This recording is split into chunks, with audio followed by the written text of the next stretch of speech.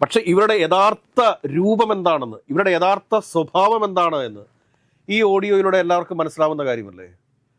ഇവരിതിനു മുമ്പ് തെറി പറഞ്ഞിട്ടുണ്ടെന്നും അത് റോഡിൽ വെച്ചിട്ട് ഇവരുടെ അമ്മയുടെ പ്രായമുള്ള, മാതാപിതാക്കന്മാരുടെ പ്രായമുള്ള ആളുകളെ വരെ തെറി പറഞ്ഞിട്ടുണ്ട് എന്നുള്ളത് നേരത്തെ തന്നെ പുറത്തു വന്നിട്ടുള്ള കാര്യമാണ്.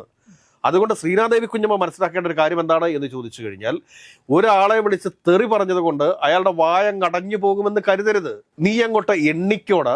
ഇന്നലെ രാജൻ ജോസഫിനെ സംബന്ധിച്ചിട്ട് അദ്ദേഹത്തിന്റെ പപ്പ മരിച്ചതിന്റെ ഓർമ്മ ദിവസമായിരുന്നു. അതിന്റെ ഓർമ്മക്കുറിപ്പുകൾ അദ്ദേഹം ഫേസ്ബുക്കിൽ കുറിച്ചിട്ടുണ്ടായിരുന്നു.